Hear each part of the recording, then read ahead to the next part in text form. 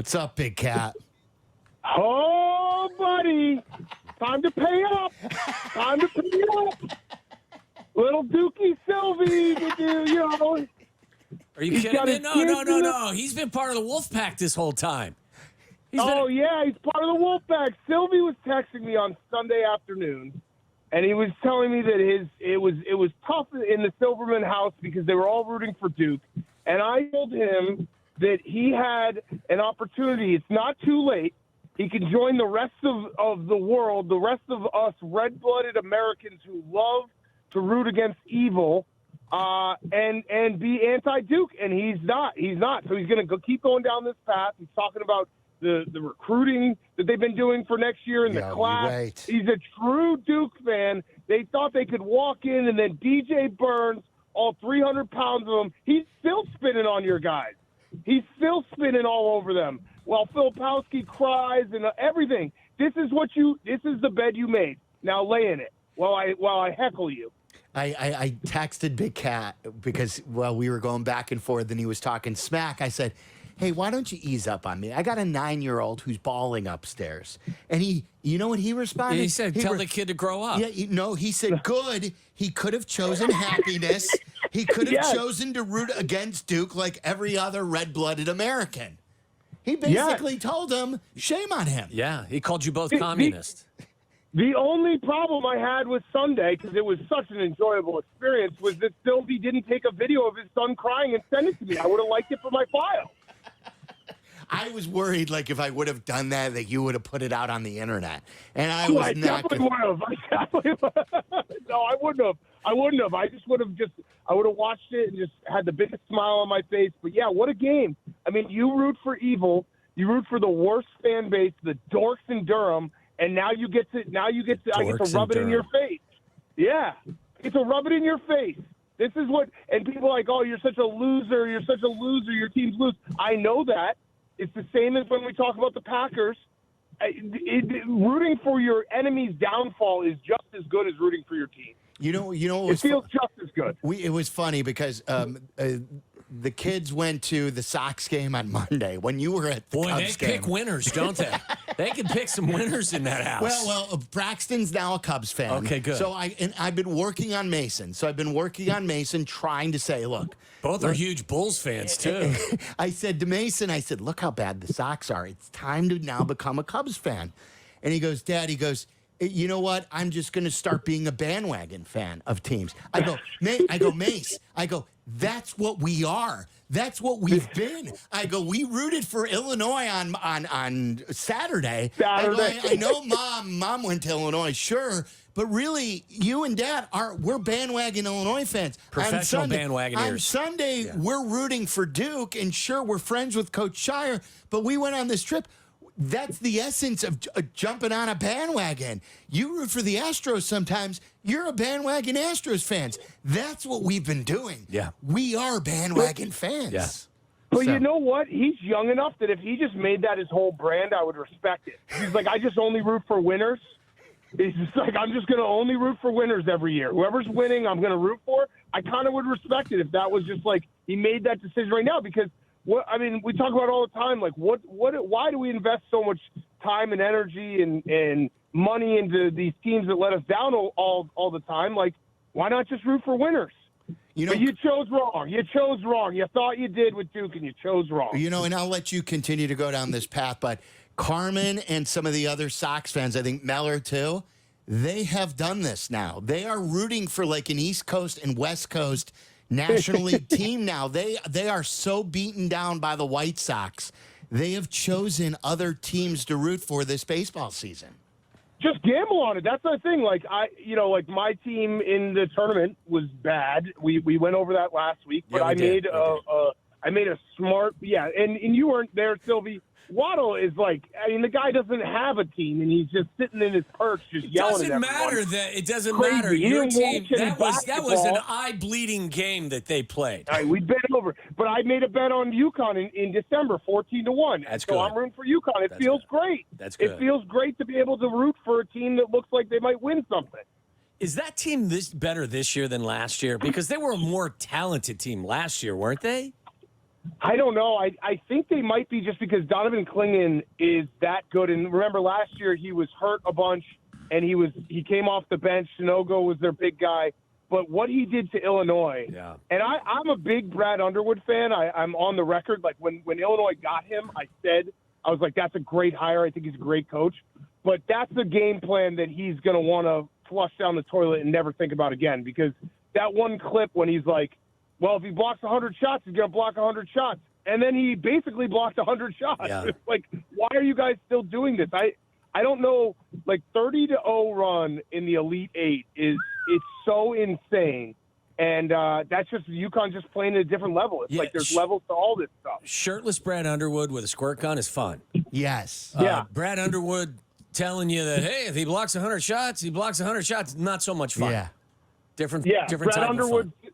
Yeah, Brad Underwood saying, let's, the 7-2 guys that can move, let's just keep going at the rim against him. Like, that was a crazy game plan. And I mean, Illinois had a great season, but crazy game plan. I still don't really know why they thought that would work. Now, I'm sure your researchers have dug this up if it exists. Has there been another 30-zip run in the tournament in recent years? I don't think in the tournament. I don't I've think never in the tournament. seen it. I don't think so, and especially that late in the tournament, because of course you could see it in like a 116 game, but it was nuts, and it wasn't even the craziest part about that entire game is UConn shot 17% from three. Yeah. Think about that. A 30-0 run. If someone tells you there's going to be a 30-0 run, you immediately say, "Oh, they just they hit 6 threes and had a couple in they started ripping off threes and couldn't miss." They didn't hit many threes. They hit 2 or 3 threes all game, and they were that dominant. So, yeah, they're at the point, though, now where the story is, like, if they don't win it all, that will be the story. It's kind of like when Kentucky was 38-0, in 2015 or something like that. So, I'm going to Phoenix on Friday morning. I'll be there. Very nice. Yeah. A couple of our tweeters said that if you watched DePaul basketball over the last 5 or 7 years, you would have seen one. You probably saw a 30-0 run. That probably is true because I know that like betting against DePaul was very profitable this year, and they definitely had a few games where it felt like it was it'd start and it'd be like 10-10, and then you'd look up and it'd be like, oh, it's 42-15. How'd that happen? So yeah, that's a good call. And is this true? Robbie Hummel was on with us yesterday, and he said that your best player at Wisconsin, or one of them, is now in the portal and going to Illinois. What do you mean? Is this true? You guys don't have Google? You guys run a No, we got blocked. show. We got blocked from Google. You guys run a sports show, okay? You know what's true and not. I think the Illinois thing might have been an April Fool's. I don't know, but he is in the transfer portal. And I've heard the amount of money that he is asking for, and it is quite significant. So, is Illinois the leading candidate? I don't know if Illinois is the leading candidate, but what I have you come don't to- know. Listen, Maybe we're scooping a things. shirtless Brad Underwood with a squirt gun and a giant bag of money is a very entertaining thing. Someone's going to have to pay that money. I'm sure someone can, but that's the thing I've learned from this entire experience with the way Wisconsin went out. I just have to work harder and make more money because that's the only way they're going to get good. What do they do at Wisconsin? Paying the players. They give guys butter burgers or what? What are they doing? What's your Again, NIL thing look like? Team that even plays basketball. This is crazy. His best response was when I asked him, I said, how did they get into the tournament? And in typical Big Cat fashion, he says, well, they won a bunch of games, and when they got together to put the tournament, they decided they were a 5 seed because they'd won a bunch of games. They just, they pooped themselves on center stage, on the big stage. Waddle, your team is like the shining moment in your team's history is point shaving. What are we talking about? Oh, They did it well. They did it well. They did it well. That's a low blow right there. That's a low blow. You had to go to point shaving. Well, I didn't have to go to point shaving. He brought me to point shaving. He held my hand and made me walk to point shaving. That's our one shining moment. All right, you want all right. Actually, not a All right. bad one. You want me to redeem myself with scoopage. You want scoopage? Yeah, let me get some scoop in. All right. Did you know? And this we have not said this yet to our fans either. Do you know that Caleb Williams was in town last night? Oh, where was he? And do you know that not only This is your Chicago cut plug. I love this. and I love I this. will not tell you where it was, but I will tell you that not only did Caleb Williams have a Bears meal. He was wearing a Duke jersey? No, he was not wearing a Duke jersey. But that not only was Caleb Williams with Bears front office members, they had him dine with current members of the Chicago Bears. I love that. Some members, I love that. Some current members of the team, players. That it was like they had him not sit with the Bears executives, who were there, by the way, but he sat and ate with current players on the current Bears roster. I love that. I mean, he's going to be the pick. Let me tell you, we do a sports show, and we do have information. Barely. Who were the players? I would hope it was DJ Moore, Cole Kmet. That will be for the next time. That would be the next delivery of Scoop. Oh, you don't know the players. You have to earn it. You have to earn it. You don't know the players. Yeah. You don't know the players. I got it. That's behind a paywall, Big Cat. But if you pay $19.99, we'll make sure you get that info. Listen, I think you guys have seen it, but like every few days I'll just tweet like Caleb Williams is going to be awesome for the Bears because I'm so happy and I think he is going to be so awesome. But then there's like I've got a pink iPhone. Like I'm gonna probably do my fingernails. Like I'm all in, and I just hope that there's nothing that happens where it's like Ryan Poles does something the time. So, but I don't think that's gonna happen. I just find it funny that on some of these shows they're still asking the question: are the Bears locked in with Caleb Williams at number one? Like, I get it, guys. You still have to try and create some interest and still make this a talking point, but I don't. There aren't many things in life to me that are more sure things, barring something really weird happening, than the Bears selecting Caleb Williams first overall. Yeah, the debate is just what are they going to do at 9? That's the interesting conversation. Right. That's what I like. I can't figure out, and I want to know. Like, are they going to take an offensive lineman, a wide receiver, trade, get more picks? I'm. It's all open, and that's really the draft intrigue for the Bears at this point. Yeah.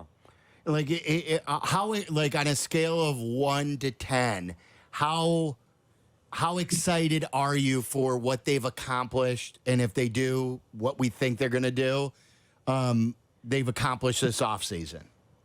I mean, I'm 100 out of 1 to 10. I think Caleb Williams is going to change all of our lives, like literally change all of our lives for the better. And I know that this is actually not good to say because I saw yesterday was the 15th anniversary of Jay Cutler Day. I remember in my car listening to you guys. But I think he's going to change our lives for the better. I think we're going to remember it and be like, our lives have completely changed. Like there's, how many Super Bowls? Before BCB and or BCW and ACW. Like that's what it's going to be like when we talk about that. I hope. Because we did play that clip from Happy Jay Cutler. Yesterday was the anniversary. Yeah. Yeah, and that was, yeah. Hey, well, listen, that was a time and place. It was a different time. We all were a lot younger. And look, it had moments like again, he at times he was very good. I don't regret being excited about it in any way, shape, or form. It didn't end up the way I had hoped, but it was a good trade by Jerry Angelo, and it deserved the enthusiasm that we were pouring out over the airwaves. And when people ask me, they're like, "Why are you so excited?" And I actually will say, "Well, think about like how excited we were for Jay Cutler." And people kind of a memory hold the team that Jay Cutler stepped into, because obviously the Super Bowl and the defense a few years before that, so everyone's like, "Oh, that defense was still dominant." That defense was getting older, and Alshon Jeffrey hadn't been drafted yet, and Brandon Marshall hadn't shown up yet. So like. This situation, DJ Moore, Keenan Allen, Cole Kmet, and a young defense is far better than what Jay Cutler stepped into. Amen. In my opinion, I know we can maybe disagree, but like that's where it's as much excitement about Caleb Williams as it is that the roster finally feels like it's in a place for a rookie quarterback to actually succeed. We were debating this. Did Houston do better around their quarterback or the Bears? And especially if they get Rome Odunze? I don't know, because that was obviously a really smart move by Houston, because you still have C.J. Stroud. I don't think they'll take another wide receiver. Or you're saying if we got Odunze? Yes. I have questions about Stephon Diggs. He's not there is some issues with being a diva. He clearly is disgruntled every time he doesn't get the ball, and everything's not around him. But I think that's one of those trades that it's smart, because you have to make the calculation that Stephon Diggs will be happy and fine for at least a year or two, and that's the window you're pursuing right now. You're basically saying we have a 2-3 year window here with a rookie quarterback, and we're going to go all in, which is a smart thing to do. So I don't hate the move. Stephon Diggs, there's something about it. I don't know how you can be unhappy with Josh Allen as your quarterback, but he found a way. I'm more comfortable with Keenan Allen in the huddle with Caleb Williams than I would be with Stephon Diggs. And that's not being disrespectful to the player that Stephon Diggs is. Just fit is important as well. And I think Keenan Allen is a better fit for a rookie quarterback. I completely agree. And obviously C.J. Stroud's got a year under his belt, so it's a little different. He doesn't have to listen to Stephon Diggs the same way if he was a rookie. But, yeah, I completely agree. If you told me, I know Stephon Diggs is probably better than Keenan Allen because Keenan Allen's a little older, but I would rather have Keenan Allen in the huddle than Stephon Diggs next year for a rookie quarterback. What would it take for you to go to Cubs and Rockies tonight? Oh, I was there on Monday. I know. It was great. Different weather pattern, though. Different weather. I have tickets tonight. I don't think I'll be attending. No.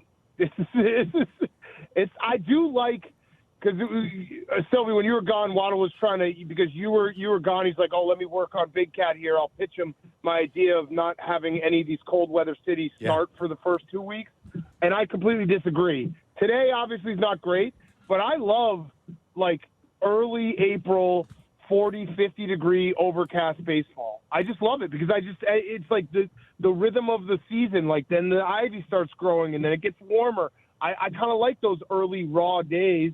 But yeah, today is a stinker. I would not go today. Well, yeah, I mean, overcast and 50 is one thing. What you get sometimes in late March and early April is a different thing here during the baseball season. Yeah. I mean, today's not great, but the Cubs look good. And how about that pyrotechnics show? Okay, what was that? Yeah, what was that? What are they thinking there?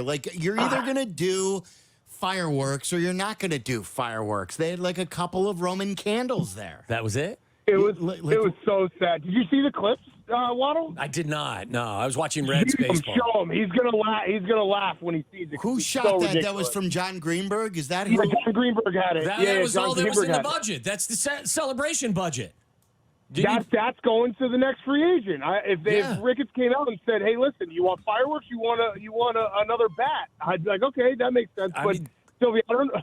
My immediate reaction when I saw that was, thank God the Cubs won a World Series, because that would have it was like that. I referenced it. It was like the Ron Santo card when all the kids signed the card and then they threw it in the dumpster an hour later, and that becomes national news.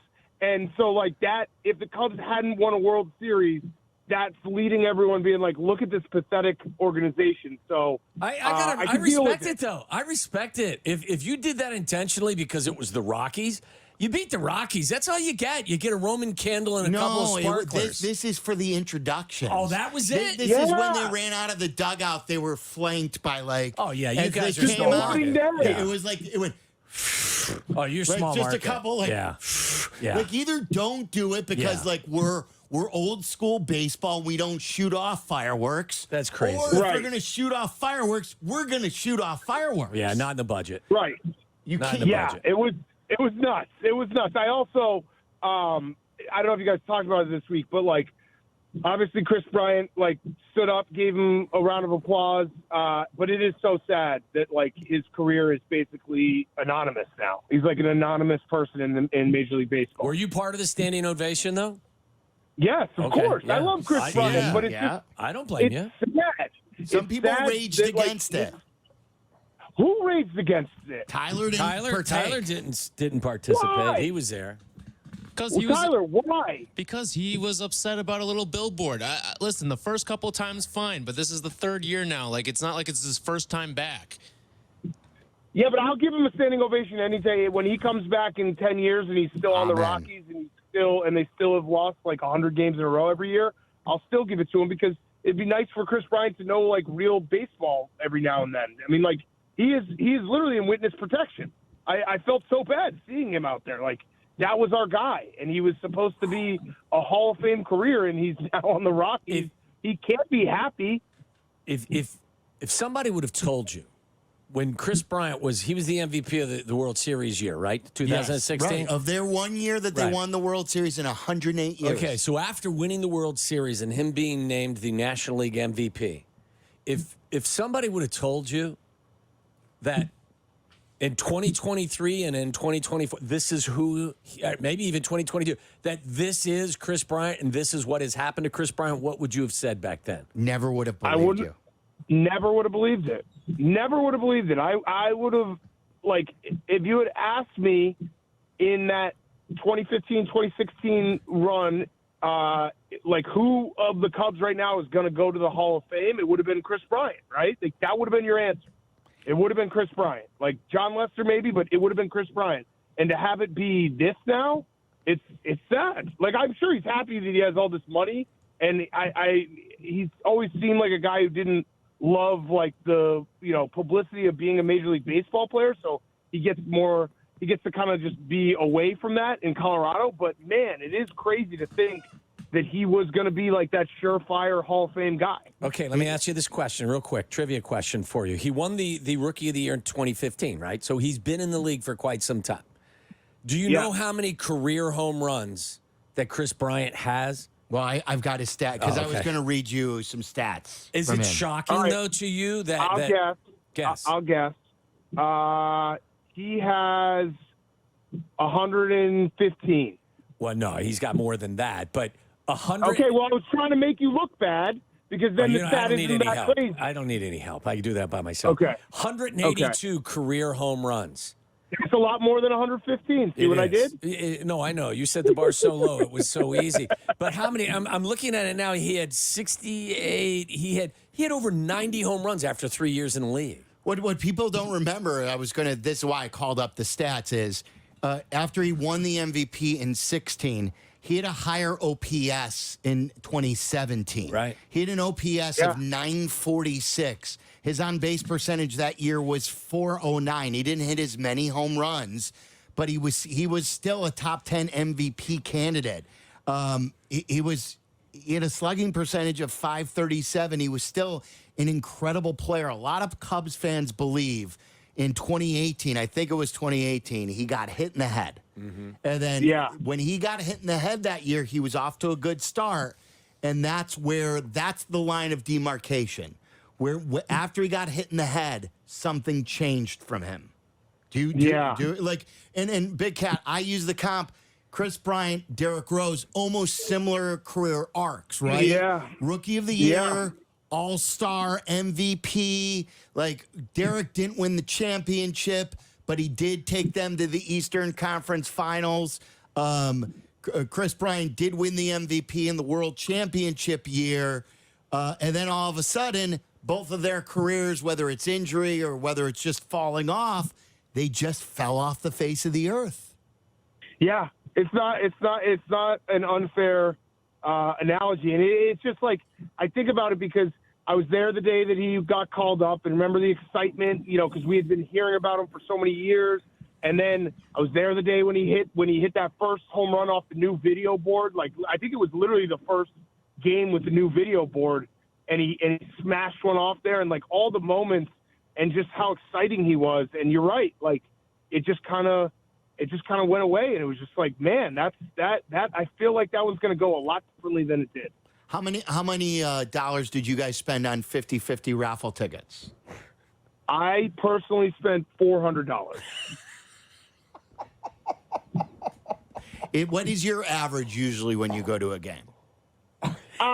Somewhere around there. So I was close this time. It was crazy. So I was sitting in my seats. The woman comes down with the 50-50 raffle. I said to her, I was like, how many tickets can I buy that won't, like, totally annoy you?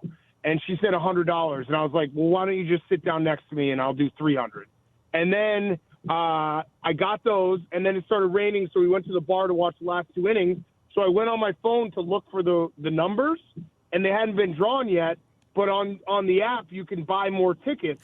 And I bought 100 more tickets, $100 more tickets.